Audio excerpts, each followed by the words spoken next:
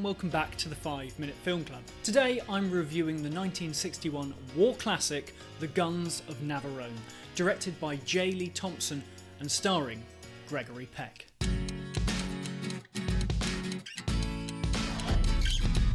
Thank you very much for joining me on this channel. Please remember to subscribe and hit that like button in order to see all my movie reviews. Set during the Second World War, the film follows a group of elite commandos on a mission to liberate some 2,000 British soldiers on a Greek island. However, their rescue is prevented by a pair of massive radar-directed guns on the fictional Navarone island. The commando unit is put together by Jensen, played by James Robertson Justice, and features Gregory Peck as Keith Mallory, the only man capable of safely assailing the sheer rock face where the guns are stored, David Niven as John Miller, an explosives expert, Anthony Quinn as Andrea Stavros of the defeated Greek army, who also has an axe to grind against Mallory, Stanley Baker as Butcher Brown, a quiet but deadly killer who is also an engineer, James Darren as the young Greek-American Spiro, and finally, rounding out the group, is its leader, Anthony Quayle, as Major Roy Franklin. The most important thing about this group of people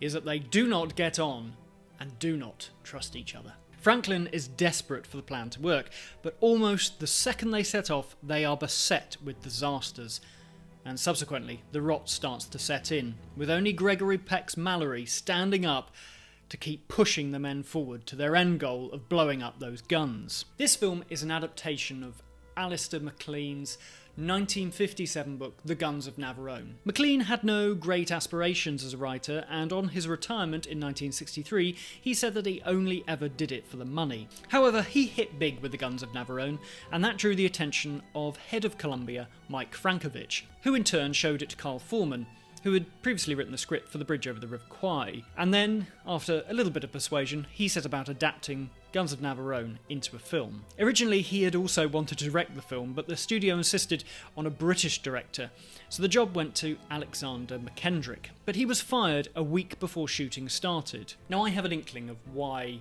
this happened, and it's all down to his dark, late 1950s noir film, The Sweet Smell of Success, which really wasn't a big hit at the time and lost its studio quite a lot of money. But it is in the 501 Must-See Movies book, and it does star Burt Lancaster, so I will be getting round to it very soon.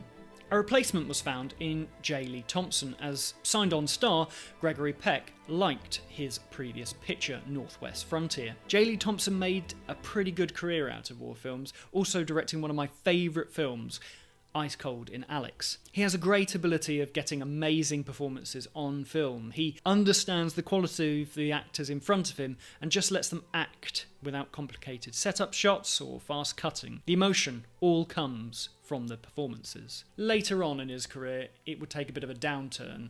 He ended up directing the fourth and fifth of the Planet of the Apes films, and a 1980 slasher film called Happy Birthday to Me, which I'm particularly intrigued by, as it features a late career performance from Glenn Ford. Please leave a comment down below if you would like me to review that film. But anyway, back to this film. During the shooting, David Niven became incredibly sick after shooting that scene in the dirty water while he's trying to set up the explosives. He ended up in hospital and could have died, and all of this left Foreman with a decision to make about whether he actually needed to recast the film and reshoot the parts that Niven had played. But Niven, ever the professional, got out of his sickbed, finished his scenes, and then unfortunately promptly relapsed and didn't fully recover for a further 7 weeks. Now, The Guns of Navarone comes as part of a series of big-budget Hollywood war films that were coming out, starting in 1957 with The Bridge Over the River Kwai, and then subsequently films like The Great Escape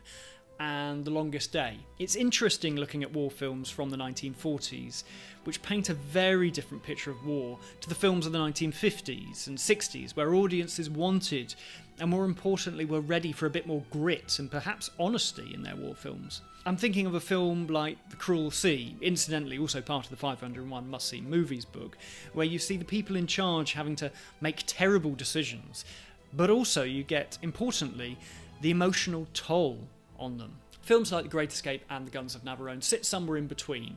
We get the big, glorified action scenes, but also there are some really dark moments.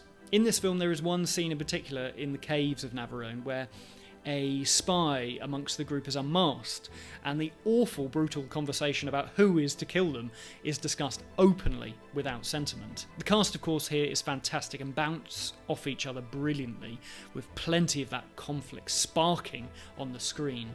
All the time you're thinking about maybe the mission will be sabotage from within, as it clearly won't take long for their dislike for each other to boil over. That believability of the friction comes across so well just because these actors know how to react to each other.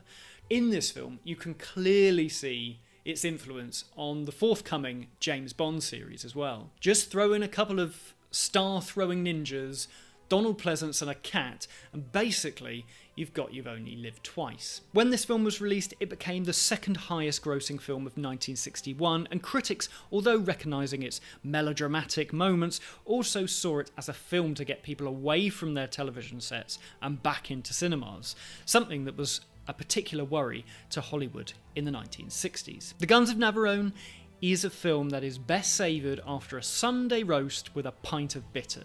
It's big, bombastic, but very, very satisfying. Rarely do we get action days as characterful and well acted as this these days. Thank you very much for watching my review of The Guns of Navarone. Please do comment your thoughts about the film in the comments down below. Now I'm going to be taking a break for a couple of weeks just to prepare myself for all those Halloween videos that I know I need to get out before Halloween Ends finally is released in October. I might do a couple of 1987 releases from the 501 Must-See Movies book next month, but until then I'll say thank you very much for watching, and goodbye.